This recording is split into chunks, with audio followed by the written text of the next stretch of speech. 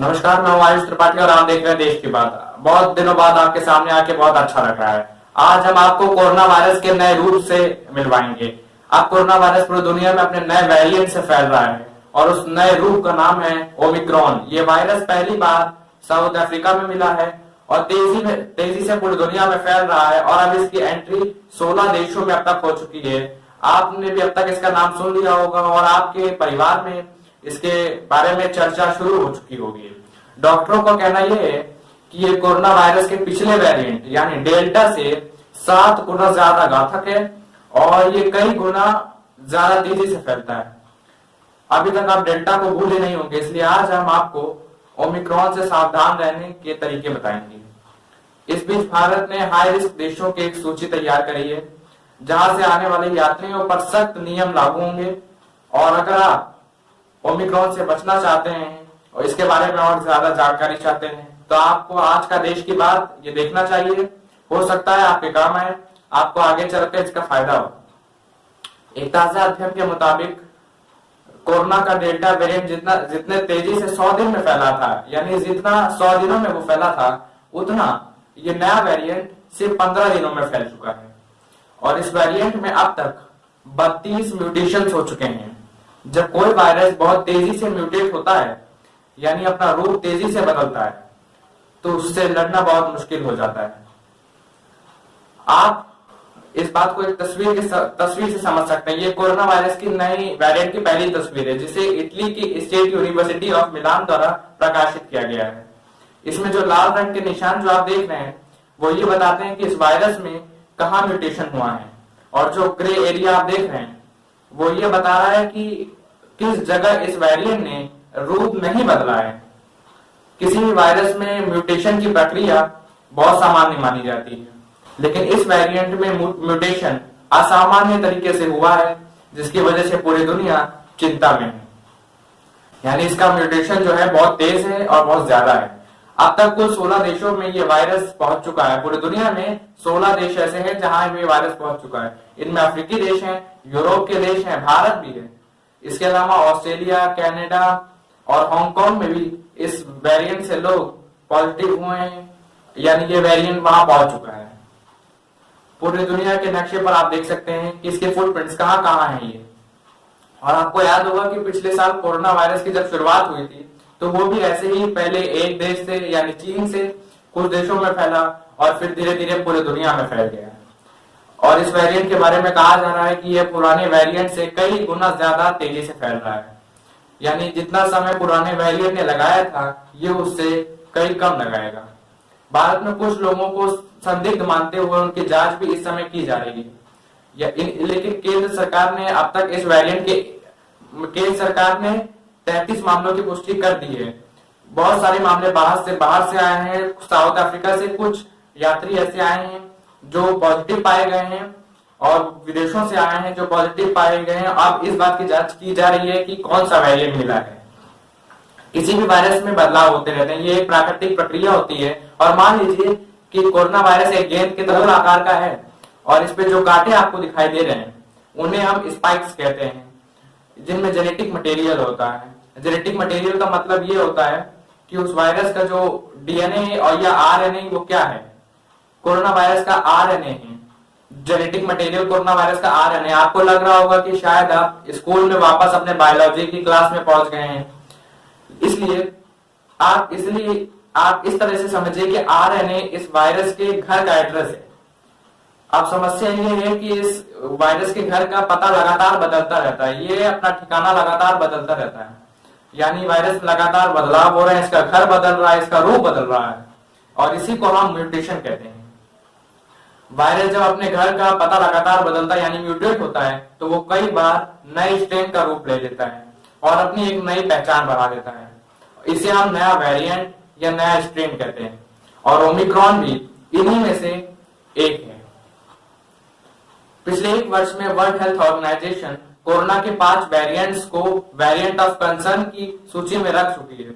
इनमें delta variant भी था जिसकी वजह से भारत में कोरोना की दूसरी लहर आई थी और आप में से बहुत सारे लोग ऐसे होंगे जो उस दूसरी लहर को शायद भूल नहीं पाए होंगे अब तक। इस लहर में 2.5 से 3 लाख लोगों की मौत हुई थी लगभग आप सोचिए डेल्टा वेरिएंट जब इतनी तबाही लाया था, तब ये नया वेरिएंट कितना खतरनाक साबित हो सकता है। वैसे अब तक दुनिया को इस नए वेरिएंट के बारे में ज्यादा जानकारी नहीं है, इसलिए आपको लगातार सतर्क रहना होगा, क्योंकि हर रोज नई जानकारी इसके बारे में आ रही है और इस समय तक की जो लेटेस्ट जानकारी है सब जगह जो उपलब्ध है उसे इकट्ठा करके हम आपके सामने आज लाए हैं।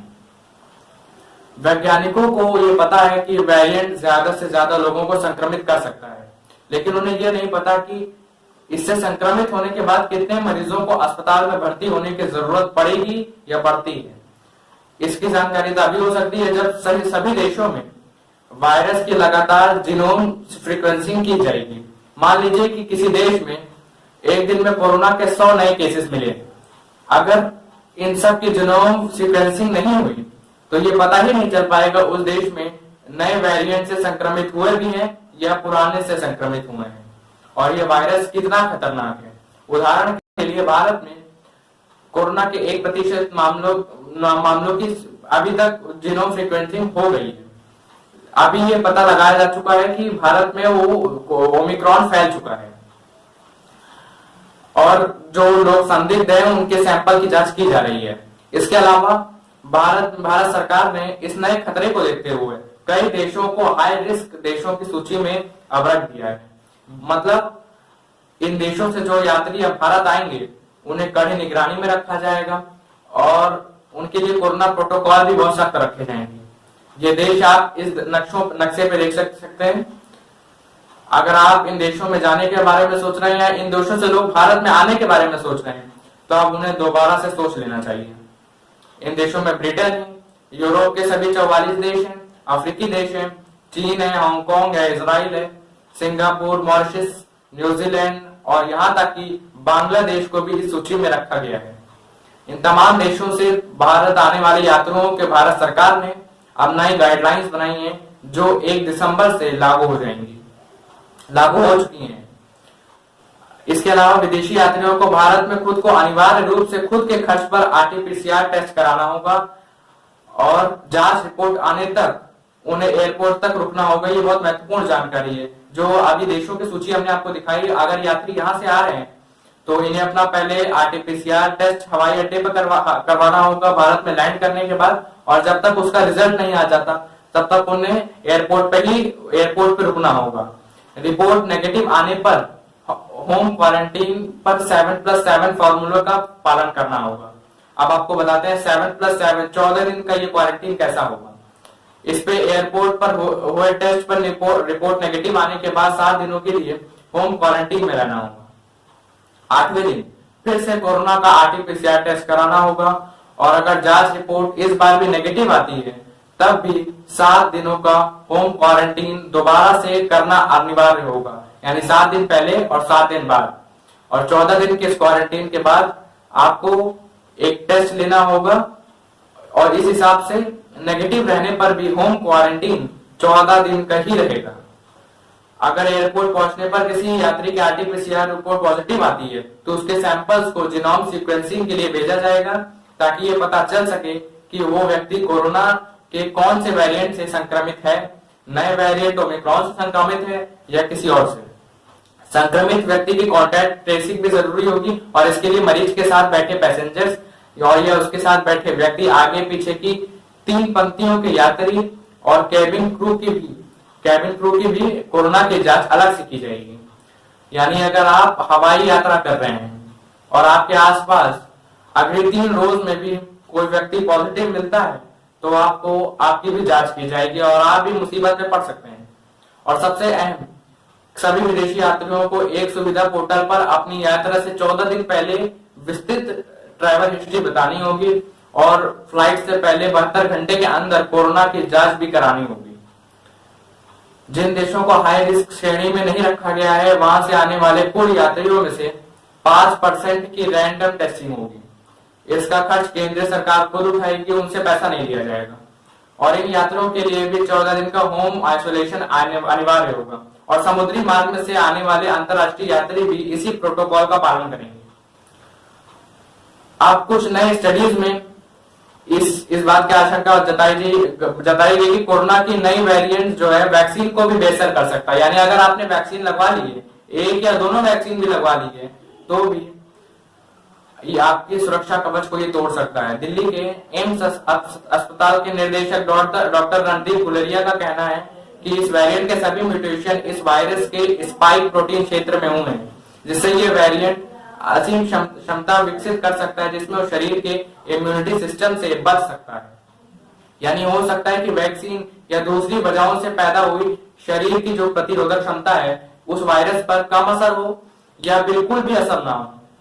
हालांकि यह आकलन अभी बहुत शुरुआती है और आने वाले दिनों में इस पर आपको सही जानकारी मिल पाएगी, क्योंकि ये वेरिएंट इतना नया है अभी इस पर स्टडी चल ही रही है।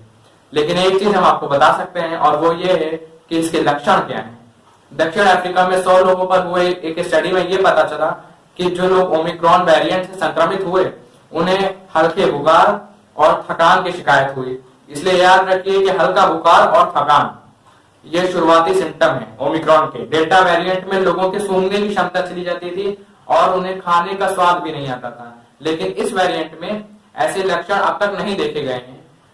और दक्षिण अफ्रीका की सरकार ने यह दावा किया कि यह वेरिएंट संक्रमक जरूर है, तेजी से जरूर फैलता है, लेकिन यह ज्यादा खतरनाक नहीं है। इस पर अमेरिका के chief medical adviser Anthony Fauci ने क्या कहा है, आपको ये सबसे पहले सुनवाते हैं, सुनिए। Clarion call, as far as I'm concerned, of saying let's put aside all of these differences that we have and say if you're not vaccinated, get vaccinated. If you're fully vaccinated, get boosted and get the children vaccinated also. The profile of the mutations strongly suggests that it's going to have an advantage in transmissibility and that it might evade immune protection that you would get, for example, from a monoclonal antibody or from the convalescent serum after a person's been infected, and possibly even against some of the vaccine-induced antibodies. So it's not necessarily that that's going to happen, but it's a strong indication that we really need to be prepared for that. तो इस नए variant के लिए आपको बहुत सावधान रहना होगा। इस वेरिएंट का चीन के साथ भी एक रिश्ता है, एक कनेक्शन है। वर्ल्ड हेल्थ ऑर्गेनाइजेशन कोरोना के नए वेरिएंट्स को ग्रीक अल्फाबेट के लेटर अल्फाबेट के लेटर्स के मुताबिक नाम देता है। ओमिक्रॉन ग्रीक अल्फाबेट का 15वां लेटर है। इस वेरिएंट के मिलने से पहले WHO इसके 12 लेटर्स का इस्तेमाल कर चुका था और इस हिसाब से उसे नए वेरिएंट को ग्रीक अल्फाबेट के 13वें लेटर का नाम देना था और ये 13वां लेटर था NU, यानी न्यू या न्यू कह लीजिए, न्यू होना चाहिए वैसे इसका नाम, लेकिन बहुत सारे लोग इसे म्यू करके भी बुला सकते हैं, पढ़ सकते हैं, क्योंकि ये शब्द ऐसा है MU। WHO को लगा कि अगर इस वेरिएंट को नाम दिया गया तो इससे कंफ्यूजन पैदा होगी और लोग इस वेरिएंट के नाम को म्यू के जगह न्यू समझ लेंगे, इसलिए इस अक्षर को छोड़ दिया गया। अब ऐसा होने पर उसे इस वेरिएंट का नाम ग्रीक अल्फाबेट के 14वें अक्षर पर रखना था, लेकिन उसने ऐसा करने से भी मना कर दिया। जानते हैं क्यों आप? इसलिए क्योंकि 14वां अक्षर जो था वो था शी था, जो आपके टीवी स्क्रीन पर दिख रहा है, जो आपके जिस माध्यम से आप देख रहे हैं उस पे स्क्रीन पे दिख रहा है। WHO को लगा कि अगर शी का नाम दिया गया इस नए वेरिएंट को तो इसे दुनिया चीन के राष्ट्रपति शी जिनपिंग से जोड़कर देखेगी, क्योंकि उनका नाम भी शी है और इस वेरिएंट का नाम भी शी रख दिया तो उनका सीधा कनेक्शन इससे स्थापित हो जाएगा और इससे और गलतफहमी होगी और ये बात चीन को नाराज कर सकती है। ये बात शी जिनपिंग को भी बुरी लग सकती है और इसी वजह से नए वेरिएंट के नामकरण के लिए 15वां अक्षर जो था जिसे ओमिक्रॉन कहते हैं। अब सवाल उठता है कि अगर WHO चीन से इतना डरता है, उसे चीन का इतना ख्याल रहता है, तो भयानक महामारी के समय दुनिया इस स्वास्थ्य एजेंसी पर भरोसा कैसे कर सकती है? तो चलिए आज के लिए बस इतना ही। अपना ख्याल रखिए, सुरक्षित रहिए, मिलते हैं आपसे जल्दी। तब तक के लिए जय हिंद, नमस्कार।